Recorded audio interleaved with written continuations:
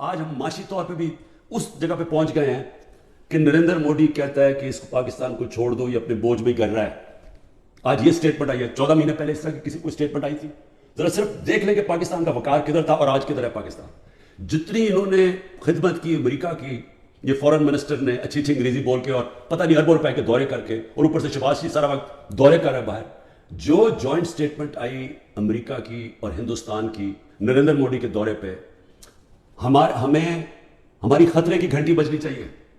کبھی by lateral meeting میں وہ تیسرے ملک کو برا بھلا نہیں کہتے. انہوں نے نام لے کے کہا کہ پاکستانی دہشت گردی کر رہا ہے.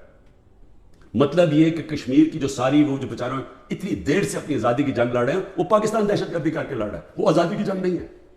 یہ اتنا برا ہمارے اوپر انہوں نے جو، اب میں کیا کہوں کہ جس طرح کا انہوں نے پاکستان کے اوپر تماچا مارا ہے، اور یہاں سے کوئی جواب نہیں آئے گا کیونکہ ان کے پیسے باہر پڑے ہیں اور ان کو پتہ ہے ان کے پیسے باہر پڑے ہیں. یہ کبھی نہیں بولیں گے. لیکن مجھے اس سے زیادہ خطرہ ہے، اور میں اس لیے بھی اپنی اسٹیبلشمنٹ کو پیغام دینا چاہتا ہوں کہ دیکھیں، جو سارے آج دبئی بیٹھے ہیں، پاکستان کے فیصلے دبئی میں ہو رہے ہیں. مجھے یہ آج بتا دیں کہ کبھی سنا ہے نریندر مودی جا کے کسی اور ملک کے اندر اپنے وزیروں کو بٹھا کے فیصلے کر رہا ہے؟ کبھی سنا ہے کہ برطانیہ کا پرائم منسٹر جا کے یورپ میں بیٹھا ہوا ہے، یا یورپین پرائم منسٹر کہیں اور جا کے کر رہے ہیں؟ کبھی دنیا میں سنا ہے؟ یہ ملک سے مذاق کیا ہو رہا ہے کہ جن لوگوں کا اسٹیک ہی پاکستان میں نہیں ہے، ان کی دبئی میں بڑی بڑی پراپرٹیز ہیں، لندن میں بڑی پراپرٹیز ہیں. اور یہ مجھے کس نے بتایا؟ یہ ہماری ISI نے ہمیں بتایا ہے. یہ نیب کے جو پہلے چیئرمین تھے جنرل امجد، انہوں نے مجھے آج سے 20 سال پہلے 23 سال پہلے پوری بریفنگ دی کہ ان کی کتنی پراپرٹیز ہیں ملک سے باہر. یہ سارا وقت ہمیں کدھر سے انفارمیشن آتی تھی؟ کیونکہ ISI کے پاس انفارمیشن ہوتی تھی، ادھر سے ہمیں انفارمیشن ملتی تھی کہ ان کی کتنی پراپرٹیز باہر ہیں، انہوں نے کتنا پیسہ کیا، فلانی ڈیل سے کتنا پیسہ کمایا. وہ لوگ جو آج اربوں ڈالر کی باہر پراپرٹیز لے کے بیٹھے ہیں، جن لوگوں میں ایک کہتا ہے کہ نواز شریف کہتا ہے کہ ہندوستان کو کہ جی یہ پاکستانی فوج دہشت گردی کر رہی ہے ڈان لیکس میں، دوسری طرف واسف زرداری جا کے کہتا ہے امریکنوں کو کہ جی ایڈمرل منل کو، وہ حسین حقانی اس کا ایمبیسڈر کہتا ہے کہ ہمیں بچا لو پاکستانی فوج سے، امریکنوں کو کہتا ہے. وہ ٹھیک ہے.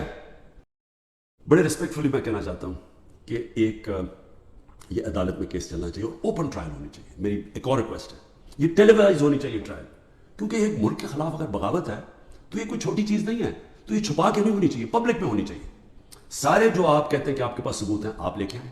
جو میرے پاس ثبوت ہے وہ ہم لے کے آتے ہیں، قوم کے سامنے رکھیں. کیونکہ اگر اپنی فوج کے خلاف کوئی بغاوت کرتا ہے اس کو سزا ملنی چاہیے. میری طرح کا آدمی جو فیصلہ ساری باہر 20 سال باہر کمائی کی، سب کچھ بیچ کے آج میرا پاکستان میں، میرا ایک پیسہ پاکستان سے باہر نہیں ہے. تو مجھے اگر غدار کہا جا رہا ہے تو مجھے موقع ملنا چاہیے اپنے آپ کو بے قصور ثابت کرنے کا پبلکلی. ISPR صاحب کہہ رہے ہیں کہ جناب 9 مئی کو جو ہوا ہے وہ ایک بڑی سازش چلتی آ رہی تھی، تو وہ سازش سامنے آئی، بغاوت. مجھے یہ بتائیں کہ میں جب یہاں سے، مجھے پتا تھا پکڑنا ہے انہوں نے مجھے 9 مئی کو، میں اس سے پہلے ویڈیو ریکارڈ کر کے گیا کہ اگر مجھے پکڑنا ہے مجھے وارنٹ دے دیں اور میں آرام سے اپنے آپ کو آپ کے حوالے کر دوں گا. کوئی ضرورت نہیں ہے کہ یہ جو میرے گھر کے باہر ہوا کہ پولیس، 1000 پولیس اور رینجرز اٹیک کر رہے ہیں. سب کے سامنے جو ہوا کہ رینجرز بھی نہیں بلکہ وہ کمانڈوز تھے، انہوں نے اٹیک کیا، شیشے توڑے. عملہ جو بیٹھا ہوا تھا رجسٹری آفس کا اسلام آباد کو، اس کو مارا، وکیلوں کو مارا، مجھے لگا ڈنڈا، مجھے اس طرح لے کے گئے جس طرح کوئی دہشت گرد ہے، غیر قانونی طور پہ مجھے پکڑا. کیا یہ بھی سازش کا حصہ تھا؟ کیونکہ اس کی وجہ سے اشتعال آنا تھا لوگوں کو. اور ہمارا موقف یہ ہے کہ اس کو استعمال کر کے ایک پورا کریک ڈاؤن کیا گیا جو پہلے سے پلان تھا. ہو ہی نہیں سکتا کہ 2 دنوں کے اندر آپ 10,000 لوگوں کو جیلوں میں ڈال دیں پکڑ کے، جب سے پہلے سے پلان نہیں بنا ہوا تھا. اور اس کے بعد جو بھی چیزیں ہو رہی ہیں کہ جو PTI کا ہے اس کو پکڑ لیتے ہیں، جیلوں میں ڈال دیتے ہیں، بری طرح رکھا جا رہا ہے، تشدد کیا جا رہا ہے، کسٹوڈیل ٹارچر کی جا رہی ہے. اور جو ہاتھ کھڑا کر کے کہتا ہے جی میں تحریک انصاف چھوڑ. 25 مئی کو ہمارے ساتھ جو ہوا، کسی پولیٹیکل پارٹی سے ایسا نہیں ہوا کہ وہ لانگ مارچ کر رہی ہے اور 2 دن پہلے گھروں میں گھس کے اٹھائے جا رہے ہیں لوگ. کتنے ہزار گھروں میں پولیس گھسی رات کے صبح کے 3 بجے. یہ پہلی دفعہ کسی پارٹی سے ایسے ہوا. 3 لانگ مارچز میرے خلاف ہوئی، بتائیں ایک بھی FIR کٹی؟ ایک دفعہ ہم نے کسی کو روکا؟ کسی کے اوپر ٹیئر گیسنگ ہوئی اور ہمارے اوپر پورا ایک اٹیک آیا. ہمارے بنیادی حقوق، فنڈامنٹل رائٹس کی وائلیشنز ہوئی اور ہمارے اوپر ہی پرچے کٹ گئے. میں نے تب 25-26 کی صبح کو اپنے دھرنا کال آف کیا کیونکہ مجھے پتا تھا انتشار کی طرف جا رہا ہے. جو پارٹی الیکشن چاہتی ہے وہ انتشار تو نہیں چاہتی. تو اس کے بعد ہمارے اوپر یہ نہیں ہوا کہ سستیاں کم ہوئی. جب ہم 30 بائی الیکشن جیت گئے 37 میں سے، باوجود اس کے کہ پوری اسٹیبلشمنٹ کی سپورٹ تھی یہ 12 جماعتوں کی، میرے اوپر قاتلانہ حملہ ہوا, مجھے قتل کرنے کی کوشش کی گئی, میں اپنی ایف آئی آر نہیں کٹوا سکا. یہ بھی سازش تھی کیونکہ وہ طاقتور لوگ بیٹھے ہوئے تھے, میں کچھ نہیں کر سکا. پھر جو جے آئی ٹی بنی پنجاب کی ہماری گورنمنٹ تھی, اس نے جو چیزیں سامنے لے کے آئیں, جب وہ چیزیں سامنے آ رہی تھی کہ 3 سازش تو کیا ہو رہی تھی؟ سازش یہ ہو رہی تھی کہ ایک پارٹی جو جیتنے جا رہی تھی الیکشن, اس کو پارٹی کو ختم کرنے کے لیے لیڈر کو ختم کرنا تھا, اور پلان تب سے بنا ہوا تھا. کیسز شروع ہو گئے تھے مہینوں کے اندر. جیسے 70 سال میں ایک آدمی کے اوپر ایک کرمنل کیس نہیں ہوتا, چند مہینے میں آج 170 سے زیادہ کیس ہو چکے ہیں. یہ یعنی کون سا انصاف کا تقاضا ہے کہ ہر قسم کا جو ہر دوسرے دن کوئی نیا کیس ہو جاتا ہے, سارا میرا وقت ایک عدالت سے دوسری عدالت میں لگتا ہے. تو یہ کون سا, یہ ملک کی بہتری کے لیے ہو رہا ہے کہ ایک پارٹی سب سے بڑی پارٹی کو باہر رکھنا؟ اس سے بڑی سازش کیا ہے؟ جمہوریت سب سے بڑی پارٹی کو ختم کرنے کا مطلب جمہوریت ختم کرنا, اور جمہوریت ختم کرنے کا مطلب آزادی ختم کرنا ہے. تو یہ کیا ملک کے خلاف سازش نہیں ہے؟ کل ایک آئی ایس پی آر کی پریس کانفرنس ہوئی اور اس کے اندر انہوں نے 1-2 باتیں کہیں, تو میں مجبور ہوں کہ میں آج اپنی قوم کے ساتھ بات کروں. جو انہوں نے بات کی کہ یہ پاکستان کے خلاف بغاوت, اور اشارہ سارا تحریک انصاف کے اوپر کہ ہم نے بغاوت کیا, اور یہ کہ یہ پہلے سے پلان بن رہا تھا اس کا, کہ ہم یہ پہلے سے تیاری کر رہے تھے بغاوت کرنے کے لیے, اور یہ اپنی فوج کے خلاف یہ سارا یہ ہم نے کیا.